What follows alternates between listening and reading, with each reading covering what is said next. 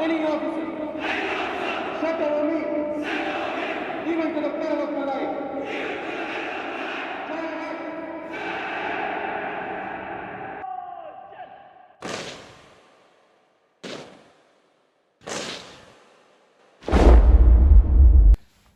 Dear aspirants, today I intend covering a topic. Basically, it is for the JCOs and Jawans who are trying for various commissions of Army, Air Force, Navy, whether it is SCO, ACC, SL commission or any other type of departmental commission which is there in these different forces. And for the ease of understanding, I will like to cover today's topic in Hindi. मैं अलग अलग समय पे बहुत सारे जवानों से मिलता हूँ, पहले भी मिला हूँ, जो एसएसबी की तैयारी कर रहे हैं. और अमूमन इन लोगों से सुनने में आता है, सर टाइम नहीं मिलता तैयारी के लिए, सर कोई साधन नहीं है टाइम तैयारी करने के लिए, कभी मिल जाता है कभी नहीं मिल जाता. कोई कहता है मेरा यूनिट में काम ज़्यादा है, मेरा ट्रेड वर्क ज़्यादा है, मेरे को टाइम नहीं मिलता, and so many other reasons. Yes, ये बात सही है कि सबको उतना वक्त नहीं मिल सकता जितना वो चाहता है, क्योंकि आप एक ऑर्गेनाइजेशन में हैं, एक सर्विस में हैं, आपकी ड्यूटीज़ हैं, आपका अपना अपना ट्रेड वर्क भी है. हो सकता आप स्टोर होल्डर हों, हो सकता आप मैकेनिक हैं, आप रिपेयर वर्क है, अगर वर्कशॉप में आपके पास कोई भी इक्विपमेंट या इंस्ट्रूमेंट आता है, कोई व्हीकल आता है, या आप किसी और इस तरह की चीज़ को हैंडल करते हो, तो आपको अपनी ड्यूटी करनी है.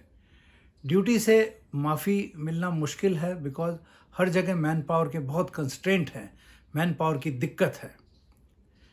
लेकिन मैं आपको ये बताना चाहता हूँ कि हर रोज़ के नॉर्मल रूटीन में ड्यूटीज़ को करते हुए किस तरह से एक जवान अपनी एसएसबी की तैयारी कर सकता है, किस तरह से अलग अलग समय पर वो मुनासिब जानकारी हासिल कर सकता है. और आप यकीन मानेंगे, कल से करके देखिए, आपको फ़ायदा होगा. I am very very sure you will be benefited to a great extent. और जब समय कम है, दिक्कतें हैं, तो उसके थ्रू हमें गुजरना ही है. कोई अलग से कुछ नहीं मिलेगा आपको. अब जैसे पहला रूटीन शुरू होता है, सेना, नौसेना, वायुसेना के किसी भी हिस्से में जो सुबह का रूटीन पीटी से शुरू होता है. आप एक हैबिट डेवलप कीजिए. पंक्चुअलिटी आपको सेना, ये सभी सेनाएं सिखा देती हैं परेड के फिक्स टाइम से. वो आप सीख जाते हैं, जो आपके अंदर होता भी है, टाइम को फॉलो करने का तरीका. लेकिन अपने अंदर कॉन्फिडेंस आपको पैदा करना है. बहुत सारे लोगों को कई शब्द बोलने में दिक्कत है, पब्लिक के आगे खड़े होने में दिक्कत है. आप मॉर्निंग की पीटी हो या चाहे वो ड्रिल हो, उसमें आप अपने स्क्वाड की अगुवाई करिए. आप अपने स्क्वाड को का पीटी कंडक्ट करो. आप देखेंगे आप में कॉन्फिडेंस जनरेट हो रहा है. इससे आपका इनिशिएटिव भी डेवलप हो रहा है, चाहे आप प्लाटून में हैं, चाहे कंपनी में हैं, चाहे और किसी भी हिस्से में हैं, जो हमारी अलग अलग सेनाओं के हिस्से हैं. वहाँ आप जब इनिशिएटिव लेते हैं तो आपको वेलकम किया जाता है. जब आप अपने छोटे या बड़े हिस्से के आगे खड़े होकर पीटी कराते हैं, आपका कॉन्फिडेंस बढ़ जाता है. आप कोऑर्डिनेशन को देखते हो. This is a wonderful thing. आपके जो टंग ट्विस्टर्स हैं, कुछ चीज़ों को जो बोलने में दिक्कत है, वो सब दूर हो जाती हैं. साथ साथ आपकी फिजिकल फिटनेस इसमें बेहतर हो रही है, आपका इनिशिएटिव पैदा हो रहा है, आपके अंदर कॉन्फिडेंस जनरेट हो रहा है, आपका जो लैंग्वेज है, the use of correct words, वो आपके रूटीन का हिस्सा बन जाता है. एंड आपकी अलग अलग एक्सरसाइजेस के लिए आपकी नॉलेज बढ़ती है. You will have your command over all these things. PT parade जब ख़त्म होती है तो अगला जो हमारा रूटीन है, वो हमारे जिसको हम सेकंड परेड कहते हैं, हर एक का अपना ड्यूटी है।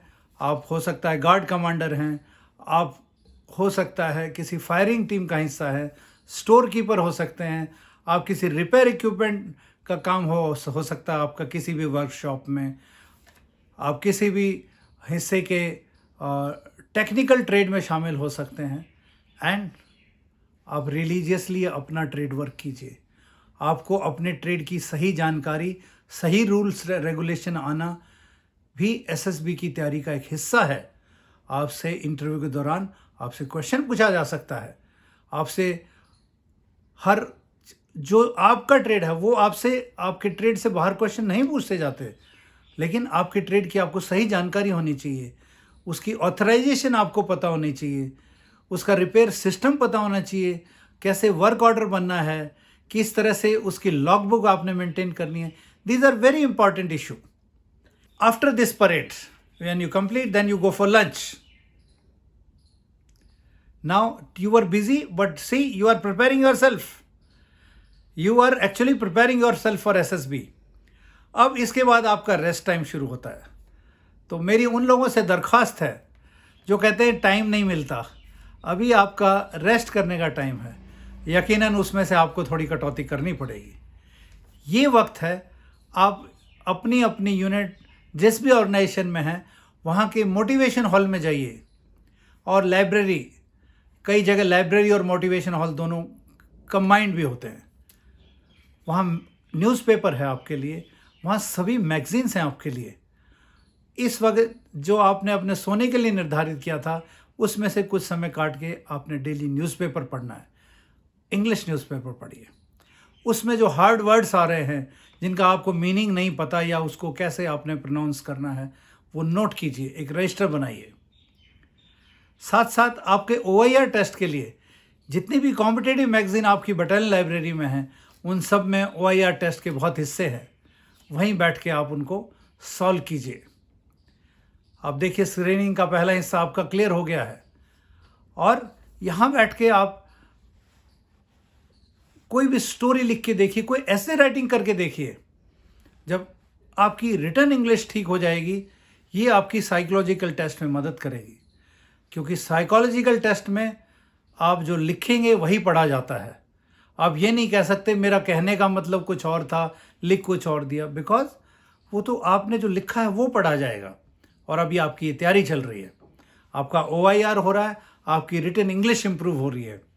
एंड इसके बाद यहाँ हमारे कोई न कोई एजुकेशन हॉलदार इस लाइब्रेरी को मेंटेन कर रहे होते हैं, आप उनकी हेल्प लीजिए।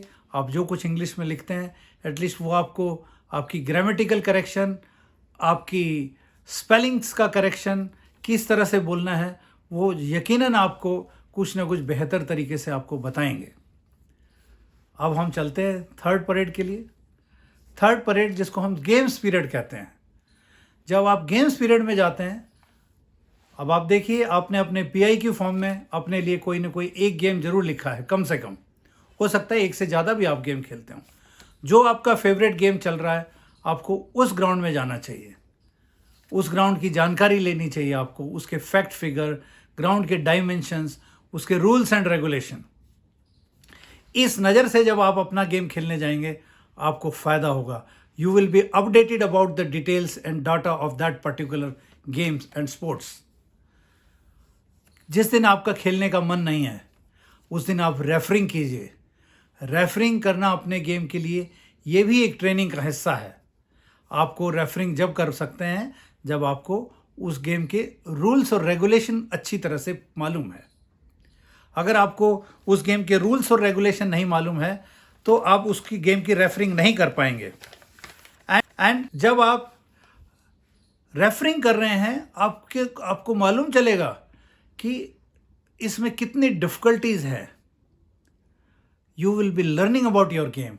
जब आपसे इंटरव्यूइंग ऑफिसर आपका गेम ऑर्गेनाइज करने के बारे में कहता है, आपको रूल्स और रेगुलेशन पता होते हैं। और इसके साथ साथ हमारे हर बटालियन में, हर हिस्से में, आर्मी, एयरफोर्स, नेवी में हमेशा इंटर सब यूनिट और इंटर बटालियन गेम होते हैं। आप कोशिश कीजिए एक बार आप ऑर्गेनाइजिंग कमेटी का हिस्सा बन के देखिए, आपको पता चलेगा स्कोर बोर्ड क्या होता है, स्टॉप वॉच का क्या यूज़ है, कितने लाइनमैन कहाँ चाहिए, किस तरह का रेफरी होना चाहिए, जब गेम ऑर्गेनाइज हो रहा है तो रूल बुक किसके पास होनी चाहिए, कौन सी ऐसी कमेटी है जिसके पास आप अपनी कंप्लेंट रेफ़र कर सकते हैं। ये जब होगा जब आप इनिशिएटिव लेके किसी काम का में उस चीज़ का हिस्सा बनेंगे, वरना सोने के लिए सबको टाइम चाहिए। बट आप इनिशिएटिव लेंगे, आपको फ़ायदा होगा, आपकी नॉलेज बढ़ेगी, आपका कॉन्फिडेंस बढ़ेगा, आपकी लैंग्वेज इंप्रूव होगी।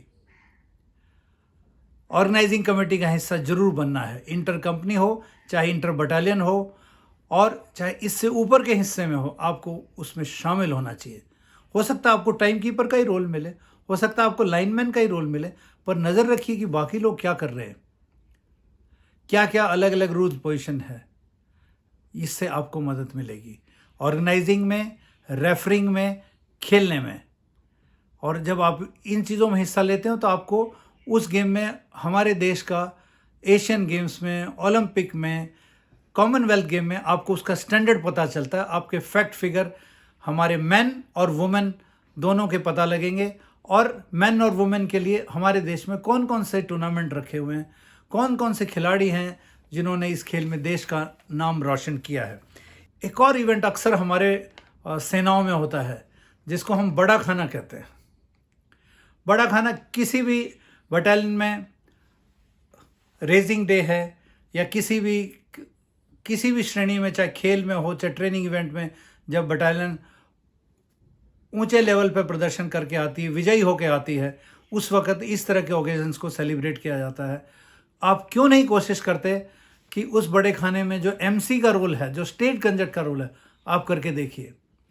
आपकी हाजिर जवाबी बढ़ेगी, आपका कॉन्फिडेंस बढ़ता है, एंड आपको पब्लिक को फेस करने का, जो आपको लेक्चरेट में, ग्रुप डिस्कशन में, आपको command task, progressive group task, half group task में जो लोगों को फेस करना है, पब्लिक के आगे खड़ा होना है, वो शंका दूर होती है।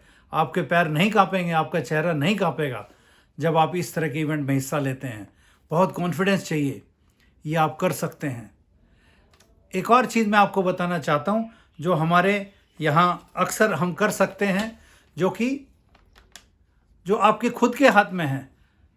जब आप वापस गेम खेल के अपनी लाइन में पहुंच गए हैं, सभी जवान इस वक्त नहा धो के और डिनर के लिए जाते हैं। जाने से पहले जो आपकी लाइन में एक किंग साइज मिरर लगा हुआ है, उसके सामने खड़े होकर जो आज आपने टॉपिक पढ़ा है, जो आपने नॉलेज गिनी, उसको बोल के देखिए। आपको पता लग जाएगा कि आपके चेहरे में कंपन है या टांगों में कंपन है, और आप कैसे बोलते हैं, आपका लिम्स मूवमेंट कैसा है। आपको लेक्चरेट में, ग्रुप डिस्कशन में ये काम आता है। जब तक कॉन्फिडेंस नहीं होगा, आपके पास नॉलेज भी धरी रह सकती है, क्योंकि आप सही नहीं बोल पा रहे हैं। आपने कभी पब्लिक को खड़ा होकर बोला ही नहीं है। शीशे के आगे देखिए अपने आप को, शीशे के आगे आपको आपका टर्नआउट दिखेगा। और इसके बाद आप डिनर के लिए जाइए। डिनर ख़त्म करते हैं आप। अभी 2 चीज़ें बची हैं आपके पास जिनको आप और अपनी ज़िंदगी में शामिल कर सकते हो। हमेशा नहीं तो जिस दौरान आपने एसएसबी अटेंड करना है, आप शामिल कर सकते हो। जैसे आर्मी में एक ऑर्डरली एनसीओ की ड्यूटी होती है। ऑर्डरली एनसीओ जो आदेश बुक होती है, उसको लेके अपने कंपनी कमांडर, कंपनी टूआईसी इनके पास जाता है और वहाँ से मिले हुए एक्स्ट्रा आदेश को इसमें जोड़ता है। आप अपने सीएचएम की मदद कीजिए। इस ऑर्डरली जो आदेश बुक है, इसको आप अपने हाथ से मेंटेन करिए। आपका लिखने का अंदाज बेहतर हो जाएगा। और जब आप अपने कंपनी कमांडर या कंपनी टूआईसी से रोज़ मिलते हैं, उस वक्त कोशिश कीजिए कि आप उनसे कुछ वाक्य अंग्रेज़ी में बोल के देखिए। वो आपको बहुत एनकरेजमेंट देंगे। वो आपको करेक्शन भी करेंगे। जो आपको करेक्ट कर सकता है, उसके अपने अपने अंदाज होते हैं। कोई बहुत आराम से, शांति से बताता है, कोई गर्म होकर भी बताता है, बट दोनों में फ़ायदा आपका है, वो आपने लेना है। अभी आपका दिन ख़त्म नहीं हुआ है। अभी लाइट आउट का टाइम होता है। सभी सेनाओं में एक लाइट आउट टाइम है। लाइट आउट टाइम में आपको रिस्पॉन्सिबिलिटी लेनी चाहिए कि डाइनिंग हॉल या रिक्रिएशन रूम के अगर आप इंचार्ज की जिम्मेवारी लेते हैं तो अब आपके पास मौका है सोने से पहले परमिशन लेते हुए आप न्यूज़ देखिए, इंग्लिश न्यूज़ डीडी चैनल पे, राज्यसभा टीवी पे, लोकसभा टीवी पे या बीबीसी चैनल पे न्यूज़ देखिए। एक रजिस्टर में बुलेट पॉइंट मेंटेन कीजिए। Your general knowledge will improve. आपकी जनरल नॉलेज की कोई सीमा नहीं है, एक अथाह सागर है, और रोज़ अपने रूटीन में इस चीज़ को ढालिए, आपको फ़ायदा होगा। एक और चीज़ मैं जोड़ना चाहता हूँ, अगर आप फैमिली मेम्बर हैं और जिस वक्त आपको एसएसबी की तैयारी करनी है, जो आप छुट्टी लेते हैं, कोशिश करिए उस दौरान इंग्लिश स्पीकिंग कोर्स ज्वाइन कीजिए। अगर आप ऐसे अच्छे स्टेशन में हैं, आपको बहुत फ़ायदा होगा, आपकी बची हुई खामियां भी इससे दूर हो जाएंगी। इस रूटीन को आप फॉलो करके देखिए। आप में से कोई मुझे ये नहीं कह पाएगा टाइम नहीं मिलता है सर कोई टाइम देता ही नहीं है, कोई हमारी ड्यूटीज़ को ऑफ नहीं करता है। आप देखिए, आज आपने पूरी ड्यूटीज़ की हैं, बल्कि ड्यूटी से ज़्यादा ड्यूटी की है, और हर चीज़ में आप अपने तराशने के लिए कर रहे हैं, अपनी बेहतरी के लिए कर रहे हैं। और मैं यकीन दिलाता हूँ, आपको एसएसबी में रिकमेंड होने से कोई नहीं रोक सकता। फॉलो करके देखिए। धन्यवाद। जय हिंद।